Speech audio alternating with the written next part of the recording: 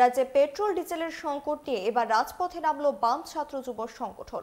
শনিবার মেলার মাঠ স্থিত ছাত্র যুব ভবন থেকে মিছিল বের হয়ে শহরের বিভিন্ন পথ পরিক্রমা করে। তাদের দাবি, সরকার যেন জনগণের সমস্যা দ্রুত সমাধান করে পরিস্থিতি স্বাভাবিক করে। পরে সাংবাদিকদের মুখোমুখি হয়ে ডিওয়াইএফআই রাজ্য সম্পাদক নবারুণ দেব কেন্দ্র রাজ্য সরকারের তীব্র সমালোচনায় মুখর হন।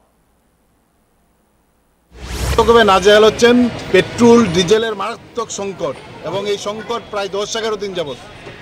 আমরা দেখছি রাজ্যের যে একটা সরকার আছে, এই কুম্ভ নিদ্রায় আচ্ছন্ন, না মানুষ থেকে সম্পূর্ণভাবে জনবিচ্ছিন্ন। এই জনবিরোধী নীতি, তাদের অপরিকল্পনা, উদাসীনতার ফলে এই সংকট তৈরি হয়েছে। আমরা মনে করি এই সংকট মোকাবেলা করা সহজ ছিল, সরকারের ব্যর্থতা, অপদার্থতা নীতির ফলেই এই সংকট মারাত্মক আকার ধারণ করেছে।